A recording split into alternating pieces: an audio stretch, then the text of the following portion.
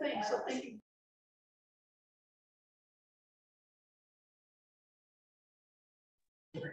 Anybody else?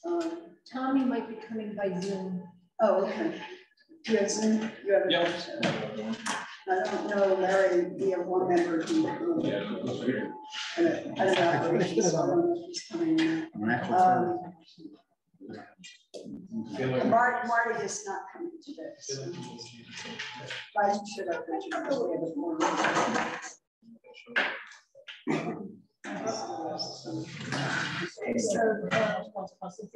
you all are all set.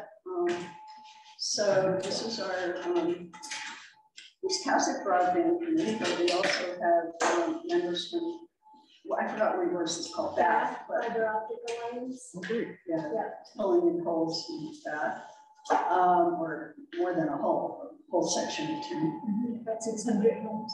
And we may, is Tommy online or no? Nope. No. Okay. So we've done some work with other towns, but each town is going its own way. So great. So you guys want to introduce yourself unless you already have? We haven't yet, so yeah, we're here at your disposal. So would you like us to go ahead and get started, and then how would you like to proceed? Yeah, why don't you all introduce yourselves individually, and then we can just go ahead and the presentation. Sure. I'm Alan Hinsey with LCI. Brandon Manning, LCI Tidewater. And I'm Jim Corbett, LCI as well. I'm engineer. Okay. Your marketing and your VP of operations. I'm sorry, I didn't catch your name. Randall Manning. Randall Manning. Thank you. And Tidewater is based in Noblesburg. So great. I think this is all we're going to have, unless Tommy joins us. Can we get the introductions? From yeah. Good to know the names. My name is Marcy Leger, and I'm with the Bath Fiber Optic Alliance. I live in Bath. Still Evan Gudkowski. Still always Mary Ellen Barnes. Michelle Leger, also Christian Leger, also with the Bath Fiber. Oh, great. Richard Litz, retiree. On our committee, Wisconsin, and Carla Discount. Great, thanks. All right, I'm gonna jump right in. I'm used to starting this presentation. I always start this way. Good afternoon. I'm Alan Hinsey. I'm the Director of Marketing and Sales. But I realize I can't say that anymore. As of last Friday, I'm no longer the Director of Marketing and Sales. They finally got rid of me.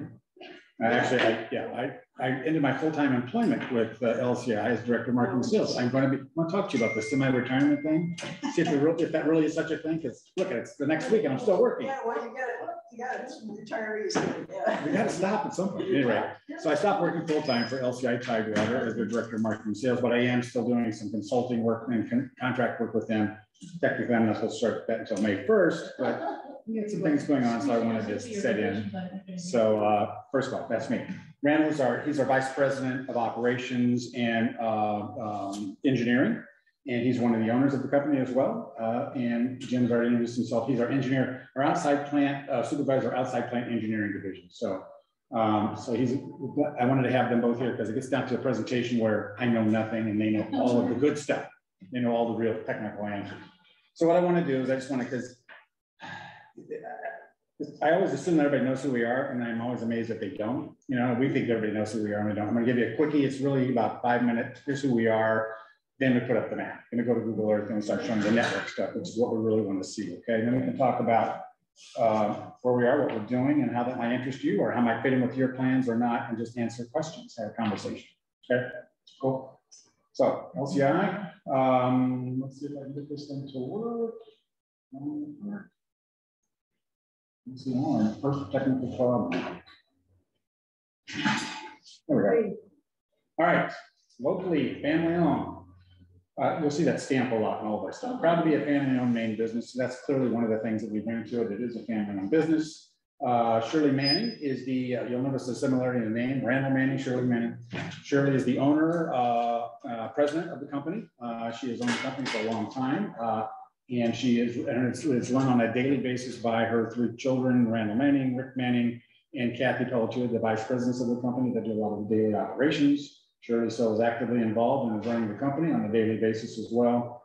So it's really that kind of thing. We have the third generation of the family that's involved too. There's the next level's in there. They're engineering horticulture, they're really one of our IT experts and technical people. So we're really proud of that fact. We are located, as you mentioned, right here. Our headquarters is in Noblesboro, right off of Route 1. You've probably driven by it 1,000 million times, didn't even know we're there, right there. But so we have, and that's also where is our primary headquarters. We're about 50 employees, up anywhere from 40, 45 up to 50 in the peak of the season during our peak season. But we also use subcontractors and contractors for some of our larger projects that we'll talk about, doing a lot of the line construction work for us as we get into bigger projects.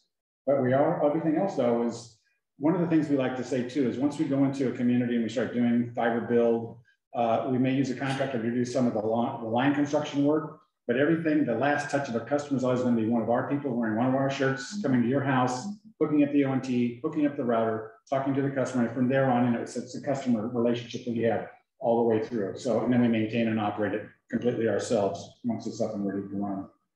We call ourselves the LTC family of companies, and you'll hear Tidewater, LCI, and it does get a little confusing. So really, it's three things. LCI fiber is one thing. I'm going to show you how it all lays out on the map. To LCI fiber optics, Lincolnville Telephone. That's really where the company got its start. Lincolnville Telephone Company. That's why a lot of people think of it as, oh, you're Lincolnville Telephone. And then you say LCI or Lincolnville.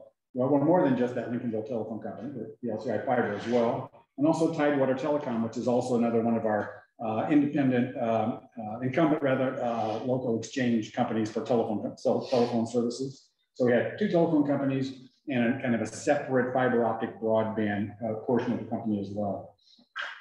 Our headquarters, as we mentioned, are Noblesboro, and I say that because a lot of people do still think of us as a Lincolnville-based company. We're in Noblesboro. That's where all of our folks are running there, from our engineering division to all of our outside plant people, our customer service folks, IT folks. Our main central office networking hub is there as well. But when I show you the map, you'll see that we have, I think it's up to almost 30 individual smaller central offices throughout the Mid-Coast region that really are the distribution hubs for our network. So that's the real kind of high level who we are. Been in business a long time. The company started in 1904. And so we've been around. They've been in the business for a while, obviously.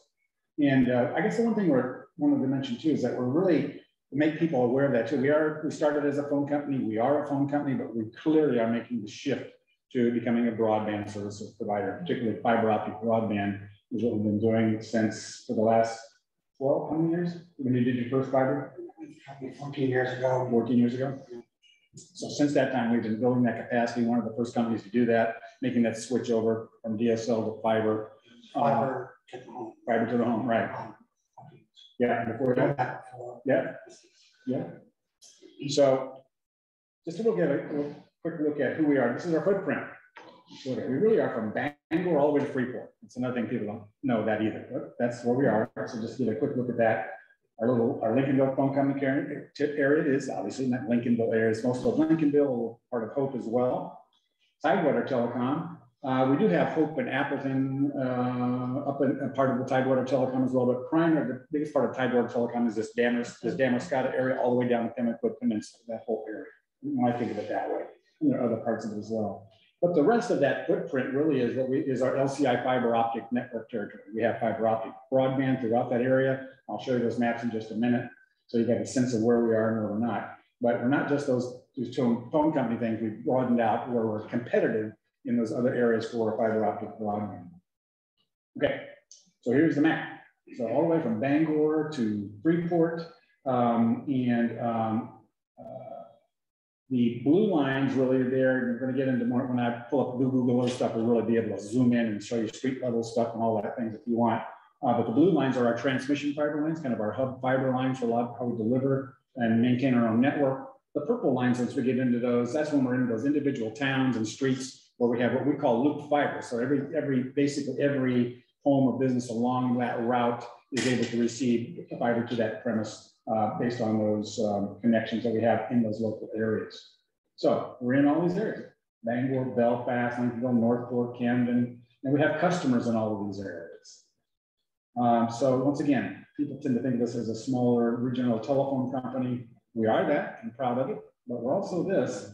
And even we're as far flung as Bodenham and Richmond now. And a lot of this had to do with grants that we've been able to receive over the past, I don't know, 6, 7, 8 years. And actually way back in the early, about 12, 14 years ago, we got our first grant for, I think we did Edgerton, right? It was the first fiber grant we did with Maine way back then. What was the bandwidth you were bringing people up to back then? I think it was 3 meg. There. It was lightning I fast. think 1.5 was the minimum. Yeah. So we've obviously changed a lot since then. So we're in all these areas. We're even in Wiscasset too, in terms of not only, and you'll see not only our backbone fiber, our transmission fiber going through this town as we go further south, but also we're providing service to 2 primary customers right now directly. We're sitting in one, and also the county offices across the street as well. So we are here. Real quick, just this is, I love this because it's just a nice little visual display for, and it's probably, this is for every company, not just ours, but this is what ours is, that demand for fiber. So we've been doing fiber, making that conversion over to fiber, and I just over that 5-year period of 2017 to 2021. You know, when I first got there and we're doing this, about 500 new fiber optic installs a year, chunking away. That's nice. We have about 15,000 customers total over that footprint right now between all of our service levels. So every 500 a year, new fiber people were coming on. Then comes 2020, and we jumped by 26%. Obviously, that was the pandemic year. And everybody said, oh my God, I need bandwidth at home for work, for school, for Netflix. I have to live at home, so I need bandwidth. So we started to see that increase really come. But that was nothing. That was the tip of the iceberg.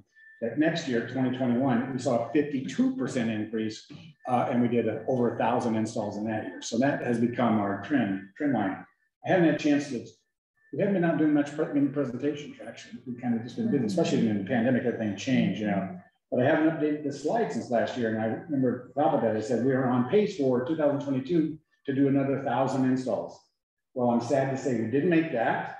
We got 994 though, so we're pretty damn close. Yeah, so we're right at that same level. So that kind of, it hasn't gone away yet, it's starting to slow down now, but the need there is once we get more fiber out, the take rates go way up, the need is always right there for it. So that pent up need for fiber is not just early adopters who wanted it and needed it and understood it, it's everybody's lifestyle now. We're starting to need more of that. So I think this is just a graphic I'd like to show how that really is happening in our communities. So first of all, this is my favorite picture of the world, and I use it all the time. So this is when we were doing a fiber build out in Union, headed towards Hope in 2020, in fall of 2020, and there's one of the people out taking their young son, a 3-year-old son, for a walk, and there's just a picture. He's got his orange hat on, and there's our crews putting fiber up. And this is in the very remote part of Union, Maine. And if you can zoom in and read that sign, it says "End of the road." It actually says not only is this a remote part, this is the end of the road. It's the end of the earth. They live out there, and so she took that picture and sent it to me because she knew what we were doing. And thinking, how cool is that, you know? And we think it's pretty cool too, because this little boy, this is a couple of years ago, is going to grow up with a gigabit at his house in rural Union, Maine, at the end of the road. So we like to say that's kind of what we're about, bringing 100% fiber to the home to the communities that we touch, either by ourselves or in combination with other companies, with towns. However we get there, we want that to happen. How do we do that? By investing a lot of money. Over that period of time, over the last 15 years, the company's invested millions of its own dollars in putting out the fiber and in matching funds with some of the grant funds as well, into many of those communities that we'll show you. And we're still doing that, building out as we need to, and as communities want that, as individual customers want it, but especially as the other funding becomes available for us to do that, and we can match it and leverage that to bring it out to more communities. And we do that by using Connect Maine grants. As I mentioned, we did, I think, 18 in total from when we did our first one to the last one to when they discontinued Connect Maine. All of those were successful. They were completed. We put up hundreds and thousands of miles, really, of fiber under those grants. And we're now working under the Maine Connectivity Authority grant program. So in fact, we are sitting on pins and needles waiting for our grant applications we have them right now in the Reach Me MCA grant category. So we have a major grant application in now. It encompasses a lot of communities, primarily 4 major communities in the mid-coast.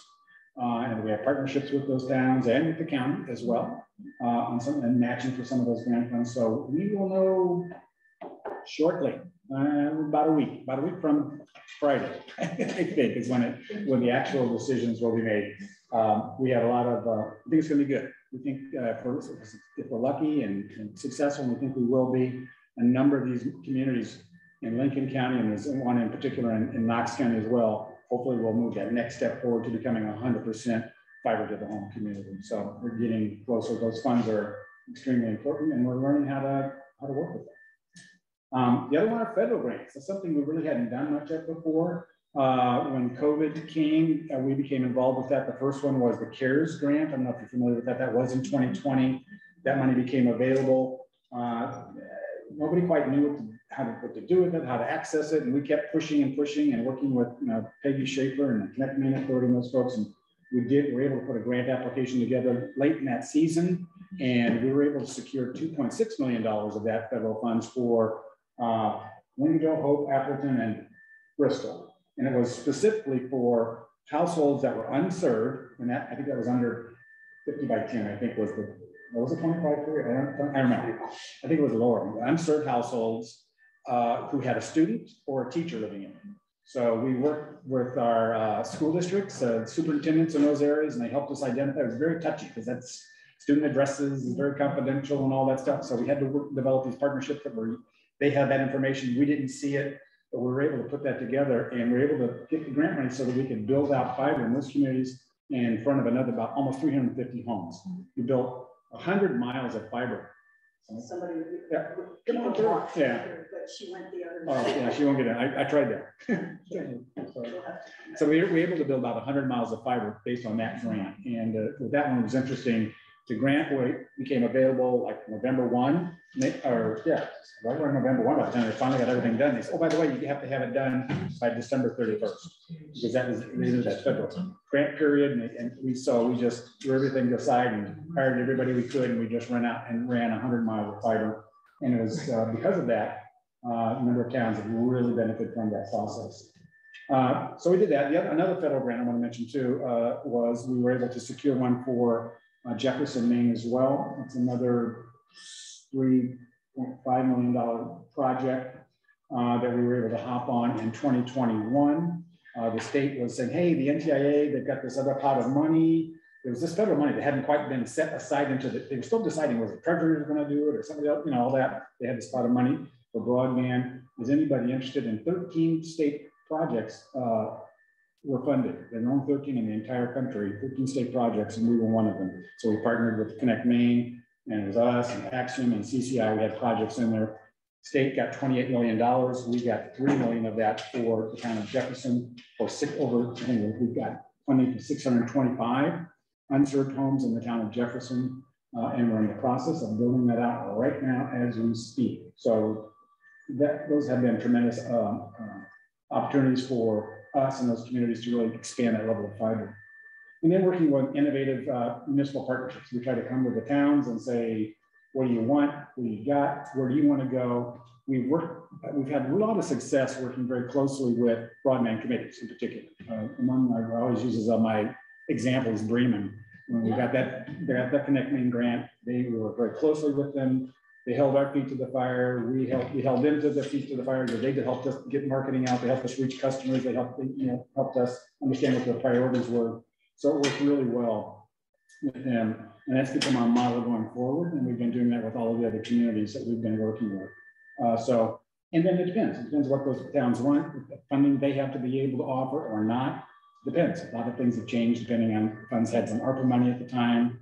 So we want to see whatever it takes to make it work for them in terms of how do we get it out to their communities. So, like I said, we try to do it one town, one road, one family, or one little boy at a time, however we can get it out there. I just got to say that. She doesn't mind I say this, but that's Kinder Joe's son. So ironically, who know Kinder Joe Grindle? She's with the main connectivity authority now. She was with Iron Ministry at the time. She was one that took the picture and said, I think you guys would like this picture. So it's interesting. All right, that's us. This last thing I like to point out too is those are people, we all do it. That's part of our 50 employees. The vast majority of them live right here in Lincoln County. There are a few like me who live in Knox County and elsewhere, but I think well over 70, 75% are Lincoln County folks that live, work, play here. So we like that too. We like to keep that dollar bill just circulating right in the economy as much as possible. And that's us. So, quick questions about that. I just wanted you to get a scale of us, and I'll put up the network map stuff, okay? And then let these guys talk, because they love to talk. I draw pretty pictures.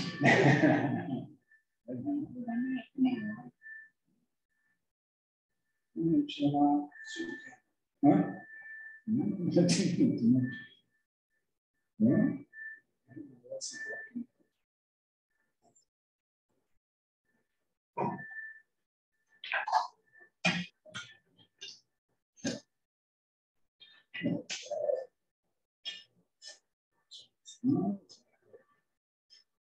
So that's it. Just redo it. That's what you guys always tell us when we call it the text book, right? Gee, it actually is. All right, so this is kind of more in the more granular level. I wanted to show you who we are. Once again, those bluish green lines, that's our kind of backbone transmission fiber for the network itself. These guys will talk a lot about redundancies of the network and how they design and build them. So they, if one side gets cut, the other side keeps it up. So there's rings within rings and that kind of thing. That's how it's built. The purple is what we call the loop fiber. So those are the roads, individual places where actual customers, anybody along those roads can get actual connection. Most of them, in many of our territories, most of our territories are building so that all of them will be able to get at least a gigabit. Everything new that we're doing now with any new grant funds and the new community we're working with, we build it to a minimum of a 100 by 100 minimum level, and everybody with the ability to get up to a gigabit by gigabit symmetric at their premise, either their home or their business. So let me just zoom in a little bit and show you a little bit more about this. So you kind of get a sense of, yeah, we are Bangor to Freeport, but clearly you can see what we really are. We're kind of a Belfast to Booth Bay, Bath, East Brunswick. You're in Bath and Brunswick too, but really this down to this area. Well, this is where we really concentrate. And you can see it's really focused around where some of our, remember where the telephone companies were? That's primarily where we can get, it's easier for us to build there. We can work with those customers. We can build them out quicker, faster. These are some really three great examples. This is the town of Hope. This is the town of, is that right? Yeah, no, this is Appleton. I was going backwards. This is Appleton. This is Hope. This is Lincolnville. And here is Union. Hope, Appleton, and Lincolnville, just over the course of the last 3 years, have really become virtually 100% fiber because of those federal grant opportunities, the Connect Main Authority grant that we went back in and got for Hope and Appleton, helped us finish them off. Lincolnville, really, they're about 97, 98%, I think. There's some Route 1 piece that's not in our territory that we're working on to work with, to eventually get those covered as well with fiber. But for the most part, almost all are. Union, as you can see, it's hard to see here, but Union is about 50% covered as it is right now. And they're one of the towns that are in our grant application that we have in front of the main connectivity priority right now. So we're hoping if that goes through, they're going to jump. They're not going to be 100% fiber to the home with that grant, but they're going to be moving well towards that 80% mark. So that's always a limit. And at least everyone, 100% of all unserved will be. Yeah, that's right. Just go through, walk in the wrong door. They're right there. They're right there. This is it. It's multi-use. I've got a question. Yeah, sure, jump You probably know that Wisconsin is pretty much 99% considered underserved, not unserved. Yeah. How does your company approach that? Given, hi Larry, good to see you. Well, we're getting I mean, we're getting to that point now. We're obviously where that change with the main connectivity authority and the new rules. I mean, at least I like to say that they're eligible, underserved or eligible households. You are eligible. Yeah, I love using that term, even though, of course, obviously, our priority is going to be on an unserved. So we're moving into that now too, as we kind of fill in all those our grant applications that we submitted for the towns we're doing. They take care of all the unserved. And in the process to reach them, we're passing a number of underserved as well, so that we're taking them off, we're able to pick some of those off as well. As we get more and more of those completed, then what's left are just the underserved. So we'll be looking at towns to figure out how we apply for those. Are there ways to work together with main connectivity authority funds? Obviously, they're in that lower tier in terms of priority funding. Right? How do we make the case for that? How do we put a financial package together that is appealing to main connectivity authority for that next level. So it's really just getting to that level of how do we do that together? I mean, we're looking at, there are a number of them right now that we're looking at. We just entered into a MOU with town of Waldoboro we're just completing right now. Maybe it's done now, I'm not sure, getting close, being done the pre-engineering design for them where we know it's all the information we need to go right to that next level for grant application material. So are you planning to do the whole town of Waldoboro that hasn't been done already? Yeah, we don't know that yet. I mean, they've got a few unserved pockets, but just very few, because we've already done it, most of them, and Spectrum is covered parts, so that most of them are fall into that. But there's a few unserved. What we're going to do is get that research, that study done first, and then be able to meet with them at least and say, now, how do we approach this? And we'll be able to cost that out. Yep, here's what it is. Here's what it would cost for us to get from square one to 100% fiber to the home, and/or here are phases to approach that and look at each town individually. How do we do that? How do we put that together in a way that will work for them? So every town's going to be different. They've invited us. They wanted us to come in and do that. Lupe Harbor has asked us to come in next week also, and I know they're considering the same kinds of things. They're going through that same process. They're very much like Wisconsin, I'd say. Lupe Harbor, they're almost completely served. Maybe, I don't know, I think they are completely served. Or under, yeah, they're served or unserved are taken care of. So they have the underserved. But there's a lot of, and there's some density areas, but then there's others where they're harder to reach. So they look like you guys a lot, except just a different kind of waterfront location. So we're going to be meeting with them as well, trying to figure out what each individual town wants, what their needs are, and how that might fit into what we can do, what we can fund, how they can fund. It's all about coming up with those kind of strategies. And also some of those areas where we already have fiber, Waldoboro and Waldoboro, let's look at Waldoboro or something. I'll show you what, it's an example, that's an example. So this is kind of Waldoboro here. Boy, it's kind of a big, far-flung thing. But we know we went into their town, and LCI did this on spec, really. This part down here, none of this was grant funded. This was funded by LCI dollars, all of this, to get into Waldoboro, start showing what we could do, how we can provide fiber there. And we do have a number of customers there. Then we were able to get some grant money, connect main grant money for these areas out on the outskirts, on Augusta Road, and I remember what this one's called. But anyhow, we got those covered. And so now we're at that point where they've got we got one little spot up here and maybe one over here. Really, it's a dozen homes. It's 15 homes at the most, I think, that are still considered unserved, but they want us to come in and say, how do we get the rest of this covered? And they very much are interested in fiber solutions. So that's what we're going to propose to them, at least have the data and the engineering done. So we're all comfortable and confident that we've caught with that engineering level, we can cost it out pretty closely to where it's going to be. And then we can work with them to make some plans. We're also going to work with them then to say, how do we sell more? We already got it there. Let's go into those towns and get more fiber customers there, which in and of itself will help them make the case. I think same is true for food. Okay, here's a Lupe Harbor example. So this is Lupe Harbor, and the yellow lines here. So you can see we come in. We really are all the way down. This purple is all the way down into their town. So this is a more dense area. We have some already in place there. The reason we're down there is because we was the point-to-point originally building fiber all the way out to the hospital and the main Marine Resource Center. Is that what this is? Yeah.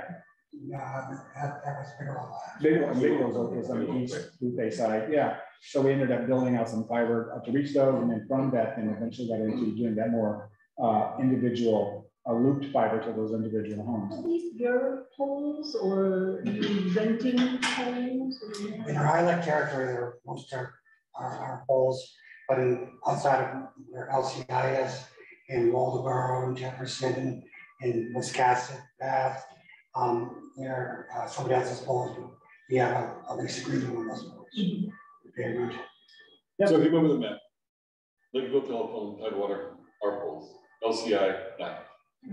Oh, it's easier. Yeah, and it's cheaper and easier to build when it's our poles. We own poles, we don't have to rent for ourselves, we don't have to make ready for ourselves. It's faster to do that. The make ready process is, anybody who's worked on these will know. It's just, we won't have that advantage. No, you won't. So how do you maintain a competitive edge in a market where you have to rent poles, do the make ready, and buy the backhaul from everybody else. So we normally can buy the backhaul from somebody else.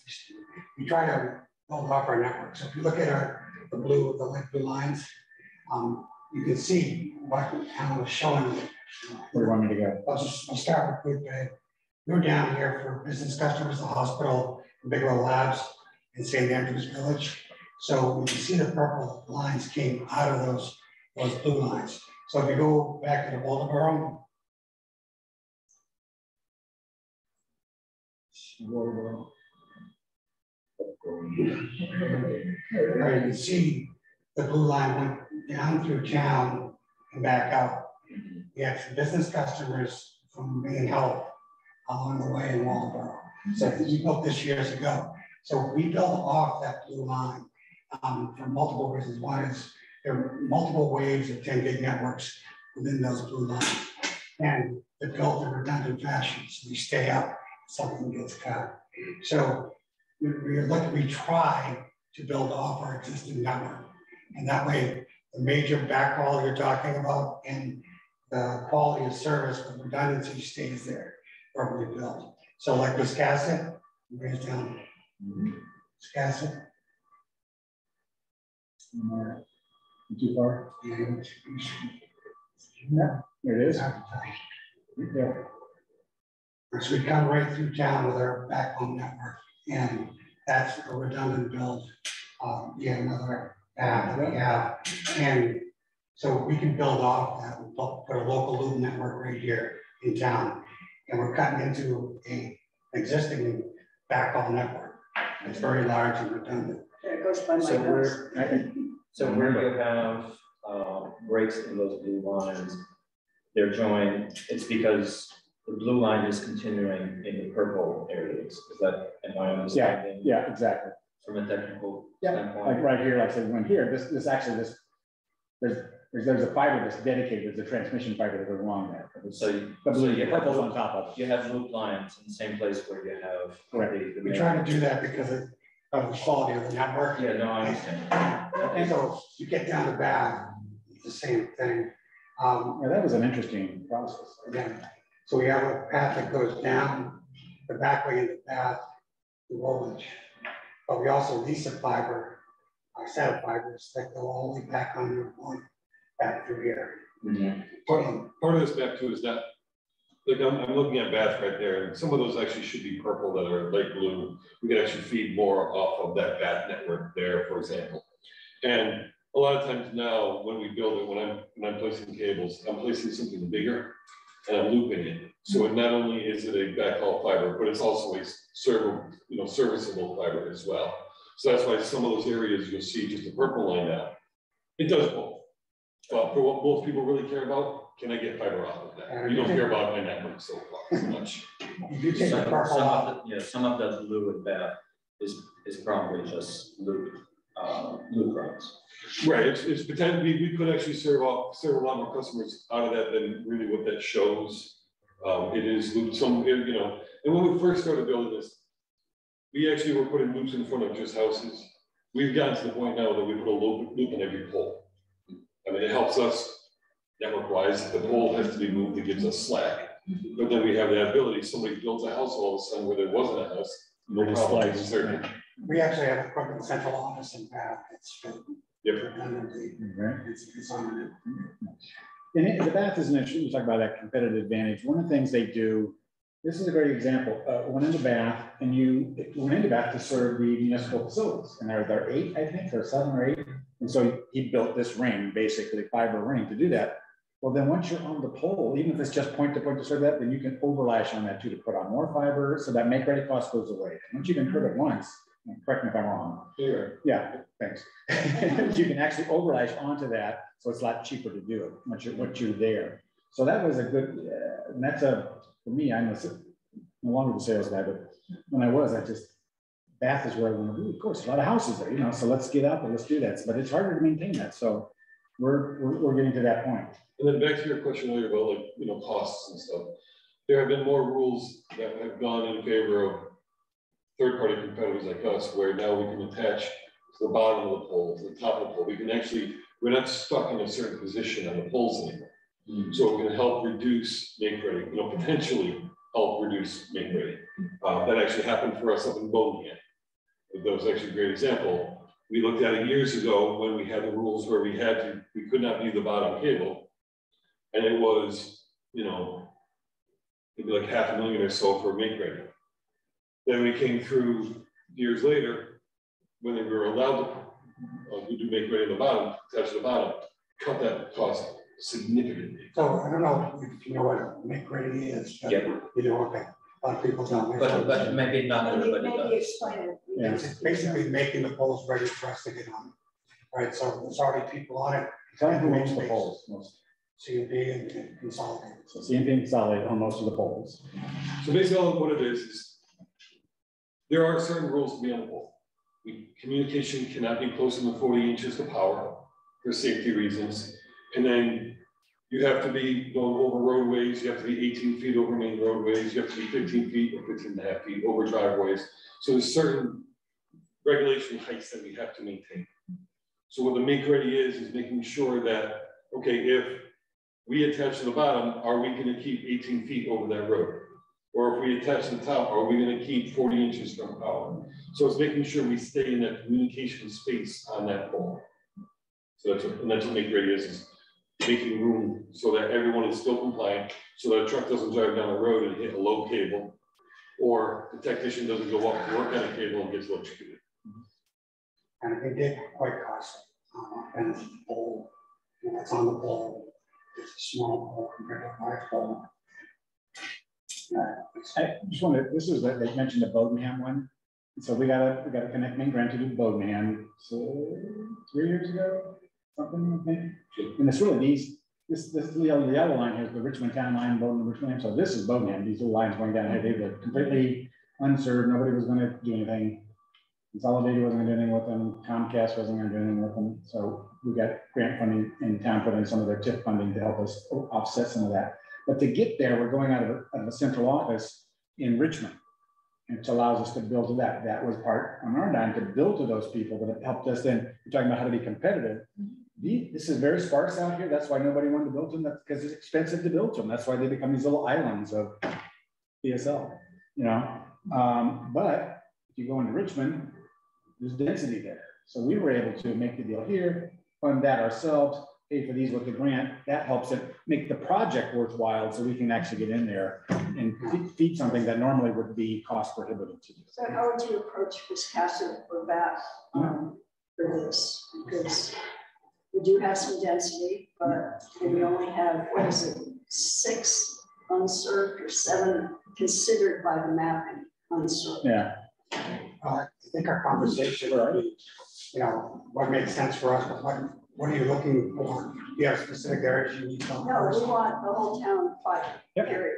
And that's what we would go after. And I understand that's the goal of Connect Main Authority, to get everybody up to serve, not underserved. Okay. So I guess the question then, well, the question then would be like with Waldeboro, we're gonna know in about probably a couple of weeks. We sit down and Jim gets the rest of the specs from our contract engineer and he plugs into all those formulas and give them to me, and Stacy and our CEO engineer cost it all out, and we look at all of that. We fill out our spreadsheet and go, oh, here's what this thing's going to cost. Well, Okay, then we can look at it in terms of, you already have we it. had a ballpark, yours may be different. Yeah. What we got was 5.2 million for Wiscasset. Yeah. And most of it is unserved. I mean, Underserved, yeah. Because most of it is cable. Oh, Yeah. Spectrum is everywhere. Yeah. In Wisconsin. And you do have some density downtown, but you know, it's also that our goal is that everybody gets service. Right. But I think what helps with us being here is our network's already here, and I'll be through the middle of it. And like I said, we just got right into it and establish a place for a cabinet or building or at least space, and we can build out from there. Right? I would think that we would discuss, I don't know. Do what? Put us in this category. I would think the way I would approach it is somewhere here to here, we would put a piece of equipment that the town that would be local parking lot. You have a central office in this country? No, we place one in, it could be a cabinet, it could be a lease space like we have in Bath, It could be a building that we buy or wherever we need to, like we did in Jefferson. It makes sense now. But I think it's easy to place something and cut into a network instead of building to it or leasing somebody else's backhaul. And what's great about coming into a network like that is you got a redundant path coming out 2 different ways. So, something happens on this side, everything stays up, you don't lose the network. Something happens on that side, and from this way, everything stays up, you don't lose the network. Yeah, we take pride in our quality of service, and we try to keep the loops in place for that reason. Is that different than the way other providers? I believe so. There are some that only do have a single path. I'm not sure who, There's some that have a single path, but also lease bandwidth from another company, work out their central areas. We try as much as we can to build our own network and have our own backbone. We have multiple links going out of the state for internet backbone. Yeah, being in our own network here, we would be able to have a 10 gig network path. And really what that means is that's plenty to handle everybody in the town. When you're talking a 10 gig path. The other thing we have is not just loop redundancy, we have equipment redundancy, we got power redundancy with generators and batteries. So we try to do that everywhere. But we're a whole phone company, that's where we were regulated, that's where we treated every time we close. Are there other questions? For instance, when you build to service the municipal buildings in Bath, I don't know if that's something that you have on the map. Where did you put your central office or rent office? They called it the main higher education building. It was a hospital at one time. It's up in the park. We're down in the morgue. I think it's kind of scary to go in there, but it's a little keeps the equipment nice and cool. Down in the morgue area. I guess you put it where you can. Yeah, right. So we try to build in and out of the building too fast. Yeah. And but it was nice because right there too, because of that building, they retrofitted that building and became a multi-dwelling unit building. We were able to get a bunch of customers because of that. We sold television products, so that helped offset. Once again, we're looking for ways to offset some of that cost. Yeah, that's the other thing. We have our own cable TV company too. So when you asked me earlier, like how we build Wisconsin back, the two would actually be a little different. The same but different. I mean, Wisconsin, we need to place the equipment. Bath we already have. That's very nice. But then from there, it's really the same from there. Then we just look at. You also have the constraints of the grant. Like you have to serve the underserved first. And on the way, that's how we're hoping that we get served. Right. It's also a big investment in this. What have you typically done in terms of match for investment?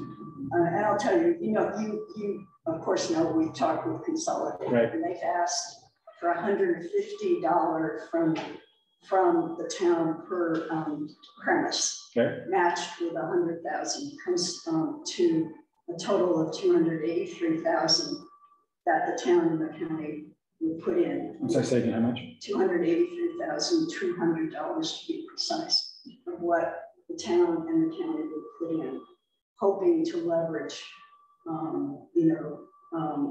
investment from the ISP and also investment, obviously, from main connectivity. And then it comes down to, is that going to happen? Will we get that investment? I can't see that the town of Wisconsin is going to put any more money in or north of the county. So I don't know how you approach that. And the county's matching? Well, they'll go up to 100,000. So we're hoping that, if we put in what we're required to put in or what we've been asked to put in, that. So you're putting in 183. Yeah, the towns have committed to 183 for the warrant. The select board. It passed the select board. It passed the budget committee with 1 negative on the budget committee, but 5-0 on the select board. Yeah. And so we still have some work to do to get it past, town meeting. But that's what we're looking at right now. We do not know how much Consolidated we put in or how much of a grant we could get. We're also not a priority. Yeah. So how do we approach it? I think they would approach it similar. We approach all our grants, you know, these rules changing constantly, so it's hard to stay up with what's unserved and underserved and all that. But I think that's a significant number that you're putting in. Whether we could do the whole thing with that or not, I don't know. But obviously we'd have to match something similar. Yeah, And but I mean, the cost of the network sounded 5.2 million to do every single premise. that's their cost. Ours might be different because of existing fiber. Right. Of course, Consolidated has existing poles. Yeah, that's another. I'd probably put my own engineers on it and look at it. See what we could do. How many households are we talking about, premises, roughly? What was it, 1,888. and 7 of those are considered served. So we have seven different places, that'd be great. 700 No. or No, 7? 7. 7, okay. I guess, you know, if we look at Jefferson, what we're doing now, I think it's a bigger footprint than yes, probably. Yeah. It's somewhere, you know, it was I think $3.5 million job. We're not serving everybody in town, but fiber is going in front of at least 90%. I would say reaching. Oh, yeah. To get to the rural areas. So that was one of those things where, once again, spectrum was in all around there, but they had enough unserved, especially in some of these farther flung areas, that we were able to get them identified as unserved for that NTIA grant, allowed us to build out to them. Getting to your point of, well, how do you make that cost effective? Well, fine, we can't use that federal fund to pay for an underserved, but while we're contracting, going out and doing that, we can buy our own fiber and say, hey, while you're up there, economies of scale, put more fiber size on that pole so we can then go in front of those other accounts. And the MCA is encouraging that. They are, yeah. Well, it's in the federal regs, you can do that. Yeah. But that's not where you get your points. Nope, it's not, but Spectrum did, and that's an example where Spectrum did challenges on that grant also. And so we had another 100 that they de-scoped so that they were served, because they can challenge it by an entire census block, not just a road. They don't have to buy a road or anything. So no, if I serve one person at census block, they're all served. We've got customers on one side of the road and the others on the other side of the road. This one has no, this one's going to get a gig and this one's going to get nothing. Except when we build it, we're going to build enough that we can come back and serve that person on, won't be federal funds, but through our project. So I don't know, that's a good question. We would have to run the numbers. So we got to, that's why I like using, we've got a process where we use our own engineers, we look at it. We have a lot of confidence in how we cost them out now down to the button sort of thing. And now you're starting to learn some of the terms, all the stuff that they use on the poles and everything. So we know what they are, we cost them out, we can know what kind of, how to build in the labor parts of it. Then we start to know what our negotiation point is with our granting agencies, how far we can go. And it depends on the season. I mean, they're frankly, and these guys would know too, MCA has just gone through their first cycle of both Connect the Ready and then also Reach Me grants. And I think they've learned a lot in that process. And I think that's going to shape their process going forward, but we're not sure of all that yet either. And there clearly are a lot of unserved in the state that still need to be served. What's your policy on distance for connecting to fiber to the home from your Hold out. to the house to the drops? Yeah, I mean, what point will you do it, not do it, what it costs? For example, when Jefferson with this, the grant that we have there, we're doing it's 500 feet. So the first 500 feet is included aerial to the home. And that includes the ONT and also includes the router cost and a battery backups included with that. So no additional charge, no contract, no charge for that. So if they're one of those 625 unserved homes that are in there, they get that. Our typical right now is that you get your first 250 feet and it's $100 install charge. But in that 250 feet, the router is included as well, no contract. So, I mean, the ONT and router is included as well. So that's something we're evolving with MCA. That's one of the things they changed the formula too. They said, not only they give you your approved costs, as they did that for the Reach Me grants, you show them all your costs. They say, here's what we'll approve.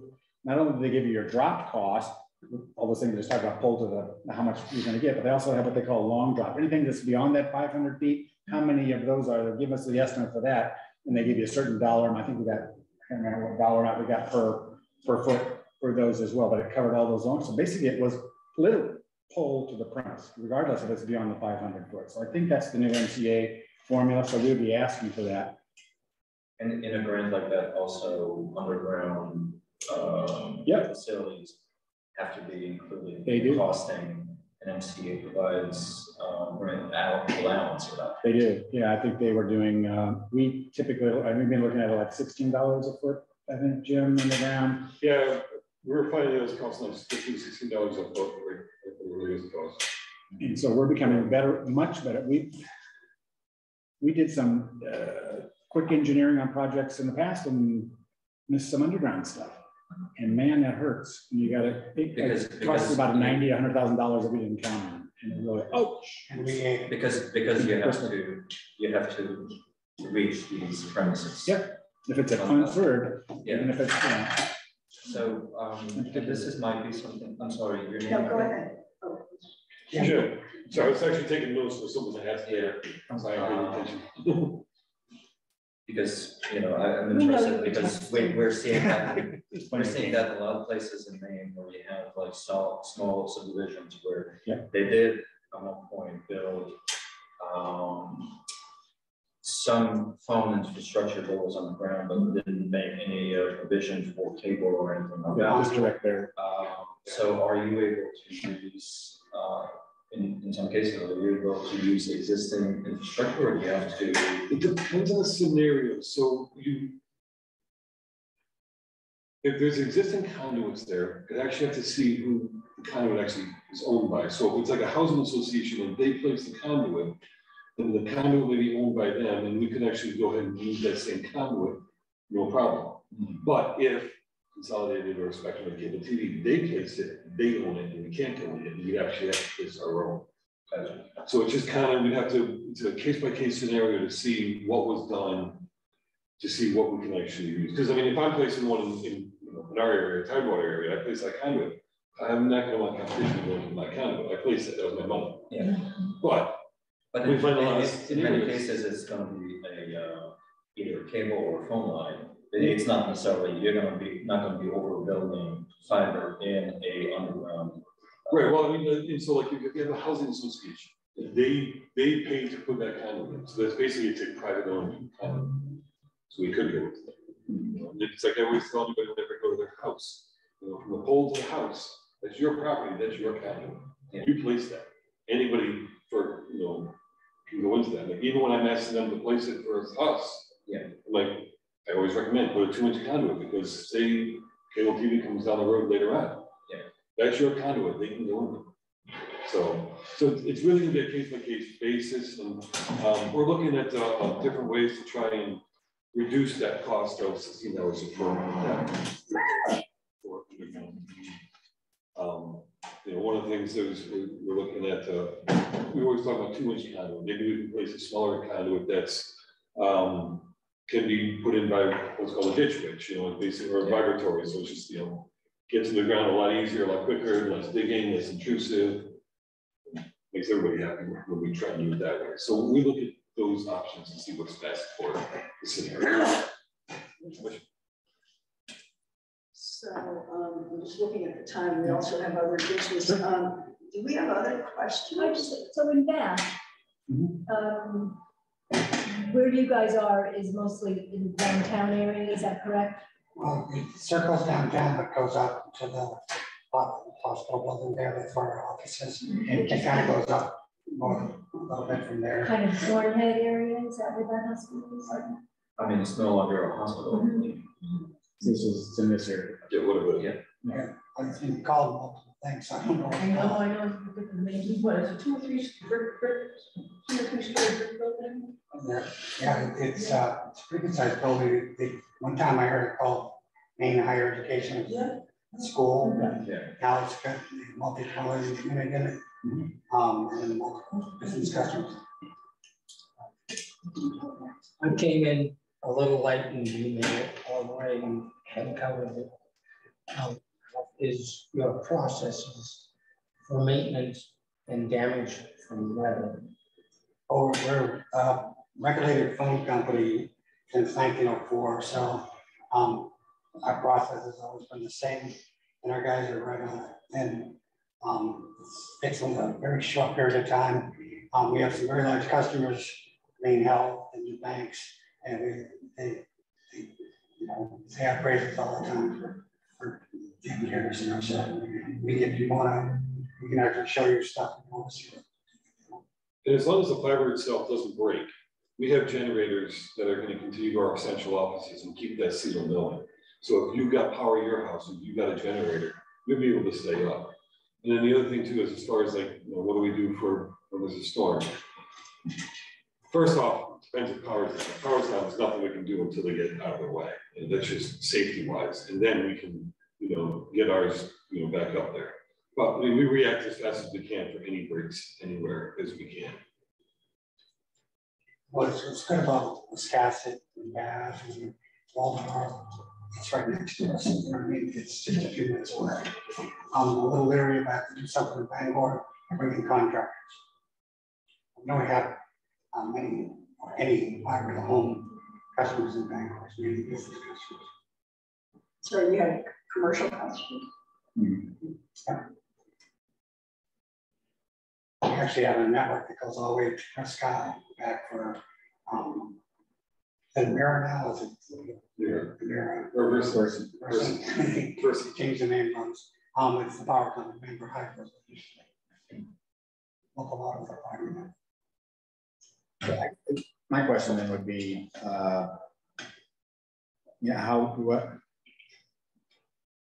how quickly are you guys moving forward with this with Consolidated? Is it something that should we give you a price on, or are you interested in that? Or sure, take the price. We don't. I don't know. We've been in touch more with Consolidated, but pretty much everybody's waiting until the new guidelines come out, and then we're waiting until June for our town meeting to pass the warrants, and then we actually have money to talk about. But other than that, it's the time schedule that we would know. As far as Consolidated, what have you said? They put us priority or not well, we don't know. But I would assume not, given where we stand on the rankings of number threes. In terms of how few people we have that are on state. Right. But we don't know that yet. Yeah. But I mean, sure, we look at information if you want to share it, if you want to share it. Actually, the note I was actually writing down, I asked Linda, maybe this has something to do with it, is the type of grants. I know there's different grants, like Connect Already, the Reach Me, and I wonder if you qualify a different grant that Consolidated won't be able to qualify, so we might be able to get to a different grant access that they can. Why would that be? Because of where they have their central offices and where we have our central offices. Yes, maybe they will consider part of this as line extension. I'm not sure if they can or not. Yeah, otherwise we would probably, it would be a next already, would be my guess. Right, kind of. They have different buckets in there. I'm sorry. Last time I saw they had buckets for the line extension, the Connect Already, Yeah, I mean, we're yes, are they going to? Saying it's not clear that they are doing stuff. Yeah. I think I think they're going to do something like it. I don't know what the definition is for line extension. and I think they're still trying to figure that out too. Right. We're just talking about. I think they're going to change. I think they're learning through that. They're going to. I think there will be some kind of a line extension, kind of a grant process, but there's going to be no definition to it. So Consolidated is where you find out about where you would fit in a grant round. What's that? Consolidated is trying to figure out where you would fit in a grant round. Well, I think everybody's trying to get signals from MCA, I think. Yeah. That seems to be where the. Well, that's what it is. It's not Consolidated, it's line of bills, but they have a category of bills and you fall into a certain category. Not that I know of. I don't think so. So the song we've been hearing is about we're waiting for MCA to have the guidelines. I don't know if this is something that you guys have thought of, but in terms of if we're talking about fiber to the home, you have a pricing schedule for subscribers. You have a ACP pricing. We do participate in the ACP program. Yeah, I don't know what that is. it's the Affordable Connectivity Program. Oh, okay, yeah. I And do know as what it is. a part of the MCA grant process, if you're part of that process, you have to operate a $30 product. Yeah. That then is virtually, in effect, it's a free product for that low-income qualified family if they're participating in ACP as well. So we have 4 products that we're doing right now, and we're always developing new pricing and products. So I tell you the product, I can give you them now, the pricing now may change, and then we put a grant up, and they get better, and who knows, just give you an idea. Is this on your website right now? So yeah, right now we're doing 100 by 100 as a kind of entry level. We're doing a no contract, no phone required kind of pricing for 100 by 100. It's $89.95. Pardon me? Yeah, that includes the router, the battery backup, ONT, everything's all included in that price. And then we're doing a gig by gig for $114.95. Same thing, that includes the router and battery backup, everything included.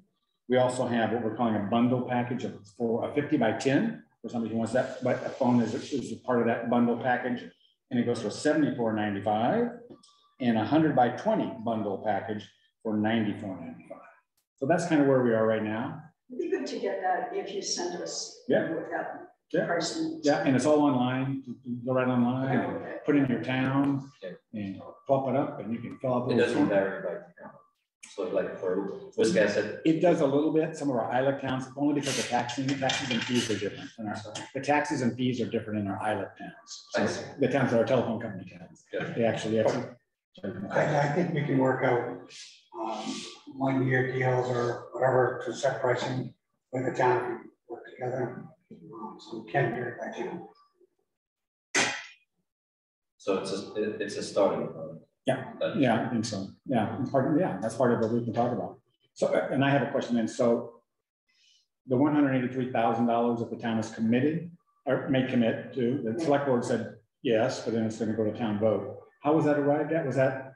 Well, I think it was a conversation with Consolidated, what they were asking the other towns in Lincoln County for that. It's $150 per premise, though, right? That's the. Okay. I think municipalities are being asked for that, and then, and then as a minimum, and then I think ISPs. That's the most points you can get. ISPs are putting in other funds in addition to that. It is the most. It's the most point. I mean, it doesn't make sense for the town to go beyond that in terms of points. I guess. Well, yeah, it's unclear, but what we've been led to believe, and it's not just from CCI. It's also been on the XCA side, is that if you don't reach a place where basically you're at everybody's competitive level, your application score is lower. So that is something that has to be kept in mind. And same thing for the ISPs. If they don't put in whatever it's going to score the highest. Now, after that, I imagine that if you put in more money, that may change the equation in your favor. We found that out. Yeah. Okay. Good. Gives us a good kind of starting point. Knowing where you're at. Yeah. So was this, and this was this a budgeted dollars, or was this ARPA funds, or just curious what the appetite of the town was to come up with 180? No, they didn't want to do their ARPA funds. This would be town dollars. Good. So it's actually in the actual town budget. Yeah. Cool. That's why it's on the line. Good. Good. Not much ARPA funds left. No. Yeah. No. Right. And I gather you have all had a successful meeting, or have you brought it up to Bath? Or? It keeps being brought up. The town council hasn't voted yet. Yeah. Okay. Yeah, we got to that point. Then we have. That's coming up later this spring. Yeah. We have to do some education and outreach to try to make sure it votes. But our town meeting is not to June. That doesn't require a town meeting for the vote. It's the city council. Yeah, it's that's just right. the city You council. said that before. Evan, do you know if there's a date for town meeting? It's don't know right off the top of my head, but it would be either June 13th. June or 20th. June 13th. Yeah, I think so. How many people have, I'm sorry. how many residents have? Well, the bad situation is that a fiber company has come in, GoNetspeed, and we're trying to, They did the urban area. we're trying to fill the 600 or so households that are in north and south, rural north and south Bath.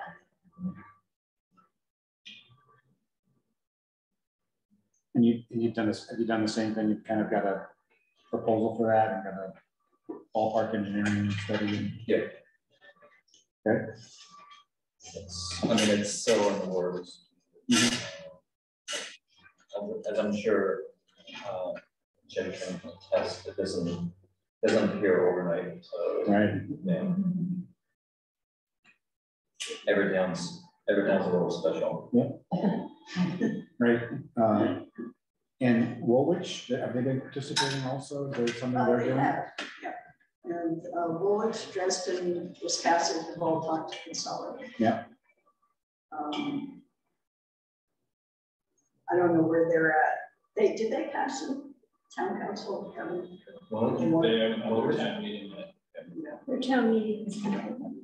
But I think the select board has the warrant to go. Okay. I don't know if they've done that, but No. I overspoke, misspoke. I don't think they could go to an agreement that they're gonna do anything. So I guess we could leave it right now. I mean, you you all want to nose around and tell us what you think, that would be fine. Right.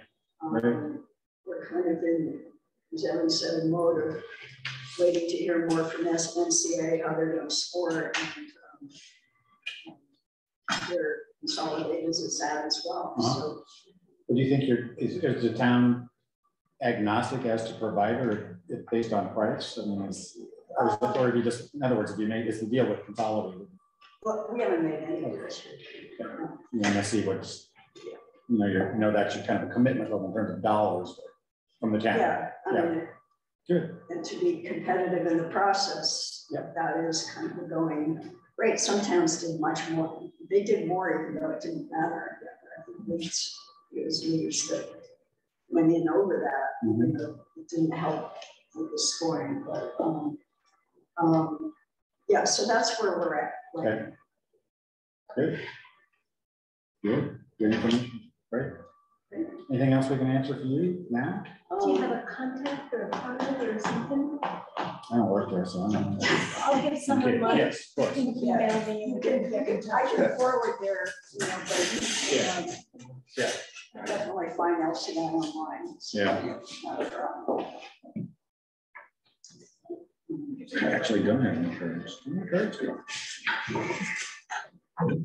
Tell you what, take one of these because you can all have our, got the web address and on there. And go on. Thank you. Sure. Encourage you to do that. That way you can you can go in and take one of the applications, just online, it'll select your town, it'll pull up the menu, go ahead and fill it out and pick out what you want. You don't have to hit submit. It'll add it up for you. That way you get a real good sense of, here's what you're looking at in terms of monthly bills. If you want to write down, I can give you my email address if you want to write down. Okay. Sure. So my email address is Jim C. at lintelco.net. LIN. LIN. Yeah. CO.net. Lincolnville telephone, lintelco.net. So just Jim C. at. So if you have any questions. Okay, great.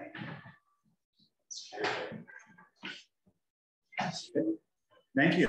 Appreciate the time. I really appreciate that. Thanks for Thank you. Yes. Fingers crossed for us for this next week. Yeah, sounds like you got a bunch of teams. Yeah, it's the negotiation's been interesting. I bet. It's going to be announced at the next board of director meeting. Well, next Friday, that's when they're having their last mile infrastructure group meeting. That's when it'll be first discussed publicly, the recommendations from staff.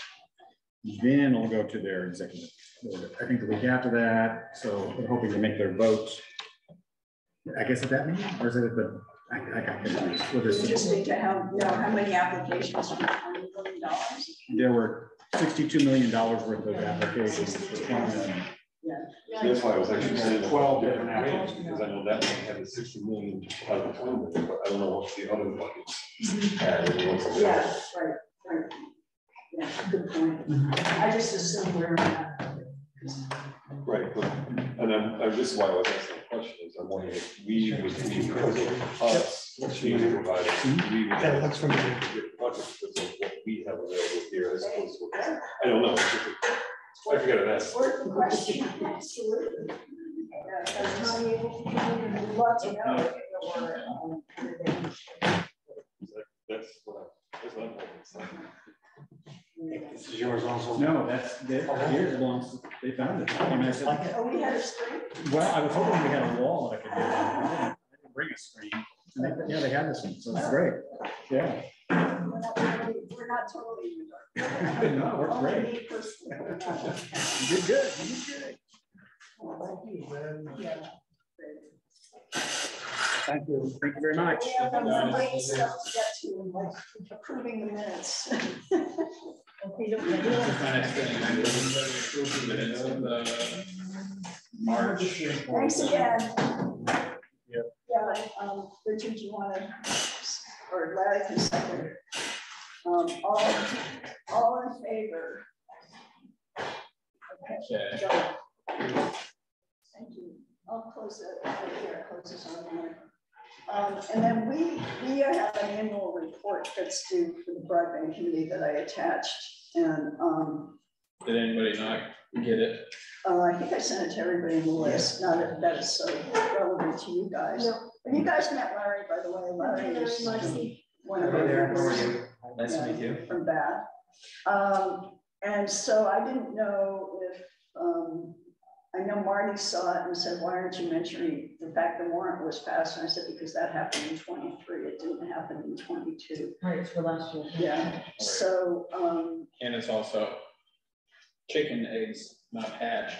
Yeah, right. Type stuff. Right. Past the select board. So I cut it off at 22 of what we had done. I took out some of the detail I had in previous ones around how much money we got and all the detail according to Marty's suggestion. And I didn't know if anybody else had anything, or if you had final edits, Richard's great at editing. Send it to me because I have to get this in before I leave. I'm going to be away for 10 days. So if you get it to me tonight or by this weekend, that would be great. Did a job on the application, so that's good. I'm fine with it. Okay. Fine. Yeah, just tell me if you're Only we're gonna read it, so. What? I said only we're gonna read it. Right about that.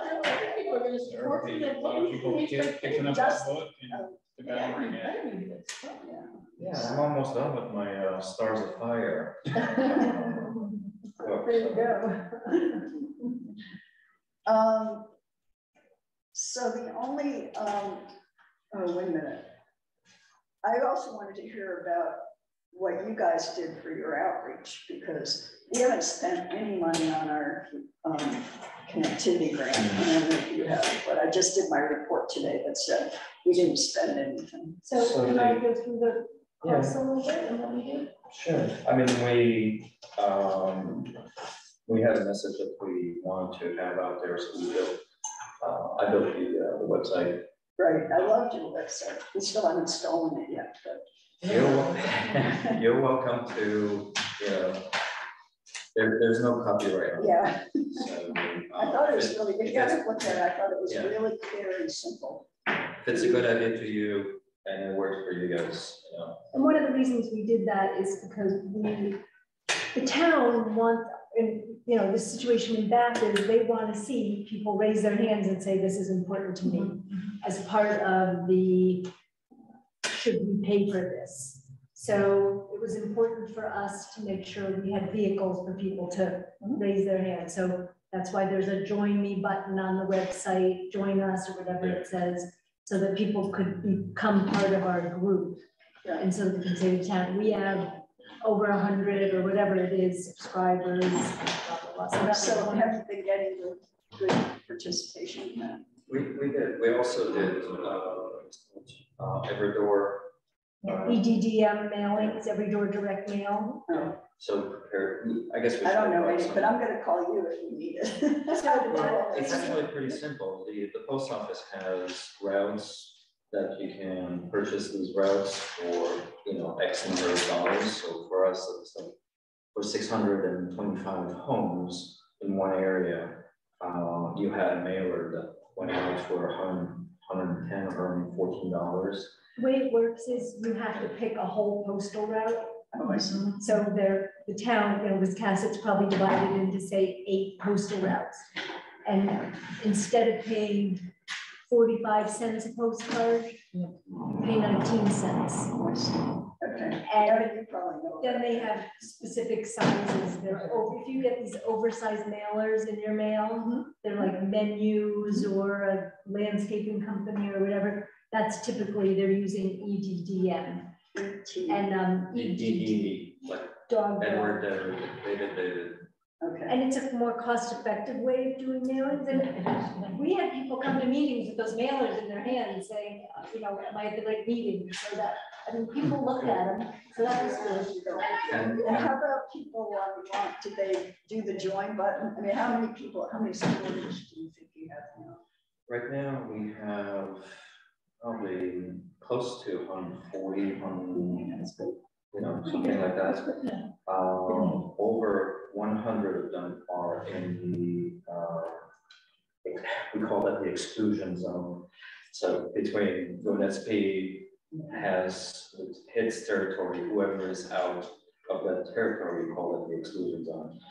I know it's a little Chernobyl-like, but that's when you don't have good internet and you feel like it. So over 100 out of those, what we thought was about 500 plus residents premises have signed up. We did, on a Sunday, we just took a neighborhood and walked around and knocked on doors and said, hey, have you heard of fiber optic? Have you heard that it's in town? Have you heard that it's not here? And have you heard we're trying to do something about it? So, yeah, some of it is, and while it sounds like a bit of, a lot of energy to spend. It is.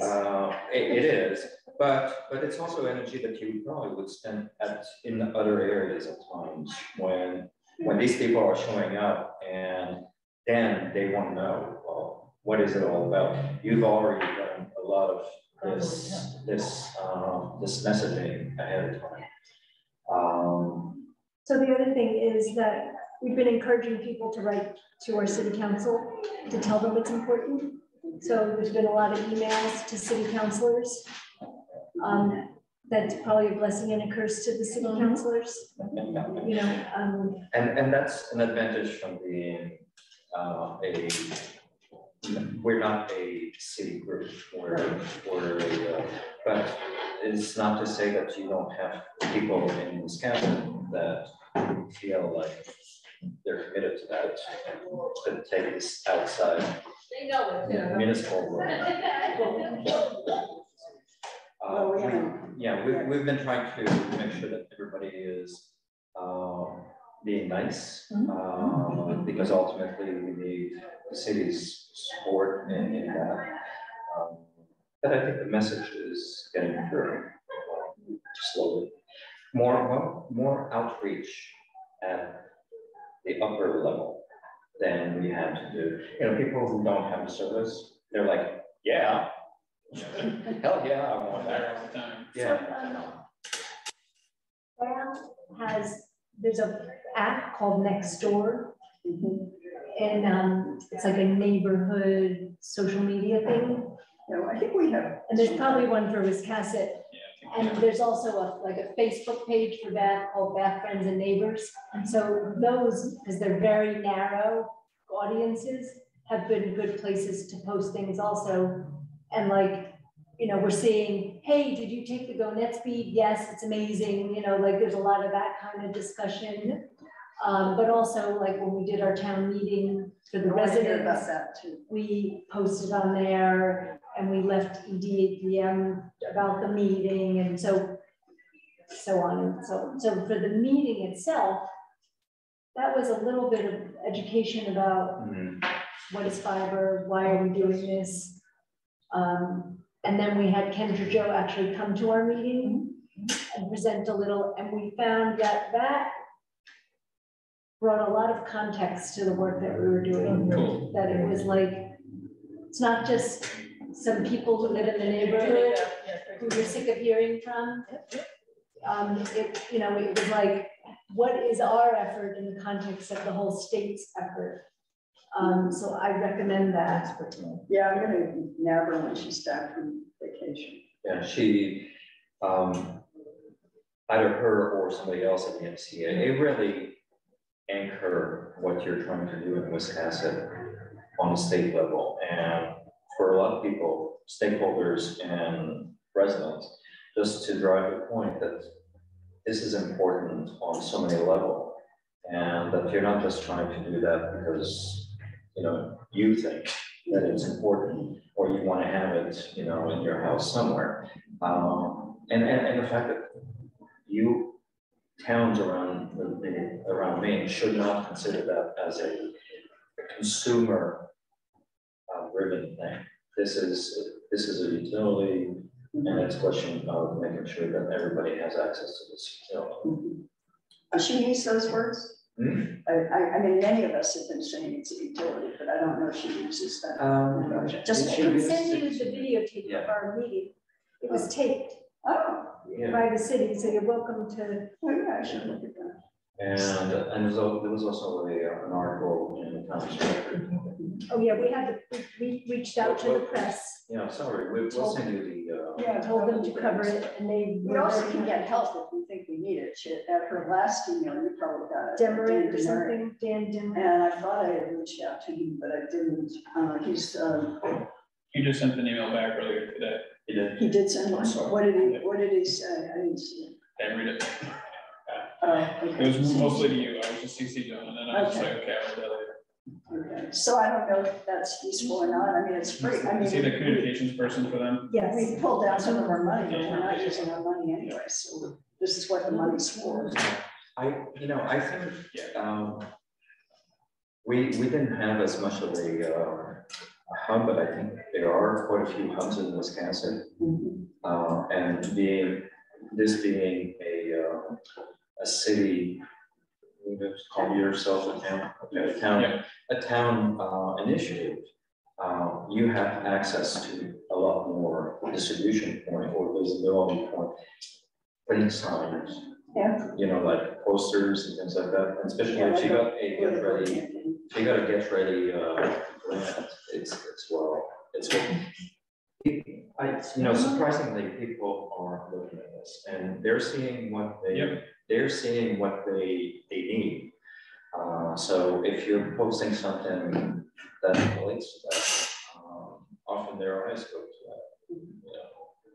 Do we have a plan for Wisconsin? We'll have to come up with one. He's more of a marketer than I am, for sure. Well, I think they're planning on doing a public hearing for the whole. Yeah, in May, they want to do a public. Right, and then we want to try and jump off and do our own one. But should we do that first? Try to educate people with something like this, having Kendra Joe speak. Yeah, that's what I'm talking about. Yeah. We want to try and do the same thing. One thing that we found works well, especially because Lunet Speed really created the digital divide in our city, is FOMO, fear of missing out.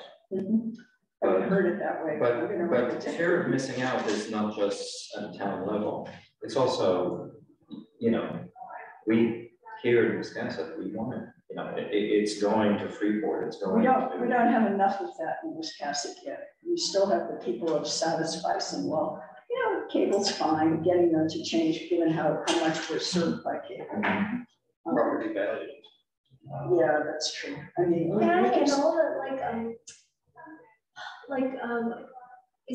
the Eloise Vitelli is not your. Yeah, I know Eloise. So we know her. But she's not your state senator, but we also got a letter of support from Eloise that she wrote and sent to the city council each individually, and to Mark Myers, who's our town manager or city manager. So, I mean, we're trying to leverage every angle.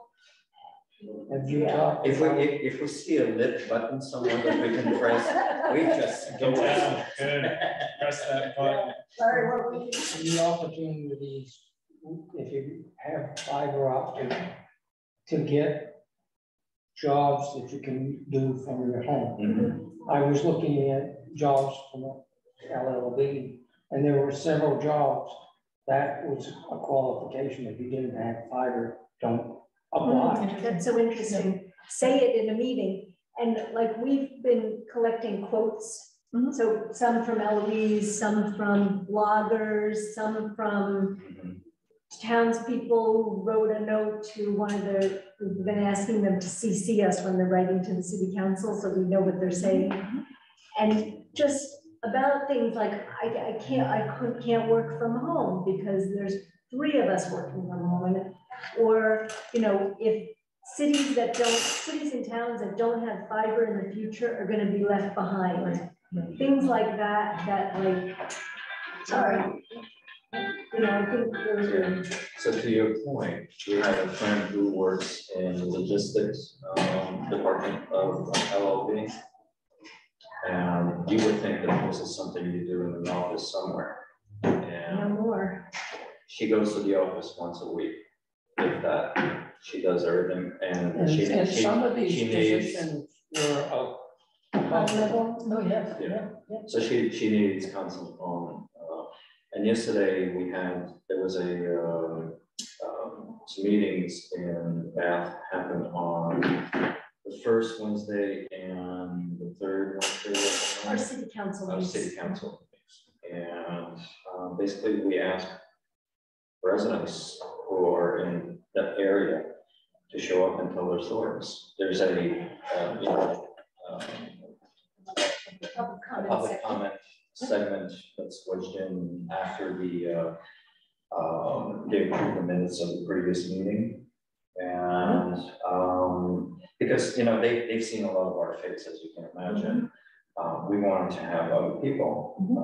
And actually, there were 3 comments about the fact that property values are affected. And one was from a mortgage, real estate mortgage assessor, who's saying this is starting to be part of the database that they're looking at. It was not. In her reports, she's now putting the connectivity in her. If you're an assessor, are you starting to assess based on access? No. But as far as markets and people buying, I mean, there was most real estate agents didn't care, and they just said, yeah, it has internet, and that could have just meant HughesNet or just a crappy satellite service or just cellular. I got the housing development that's going in on the Boy Road.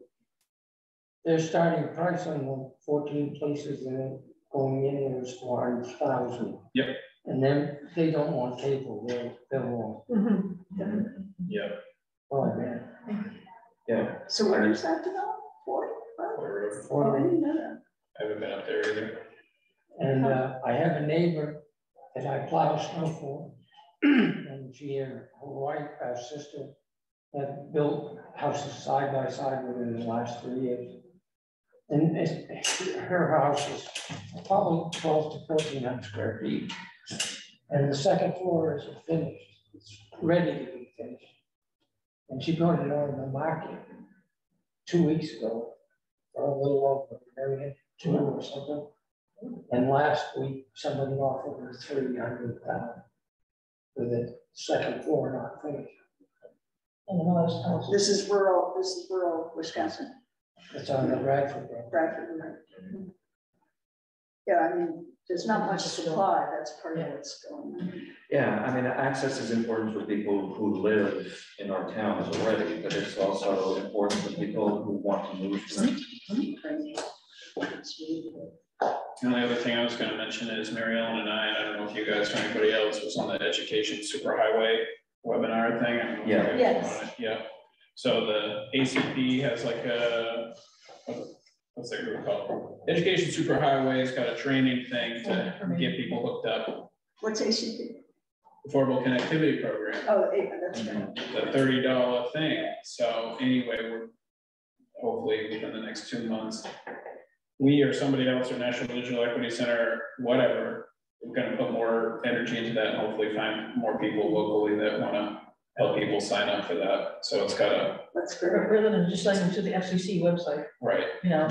it's got an hour-long training just to quickly help people. That's great. You could download the slide deck.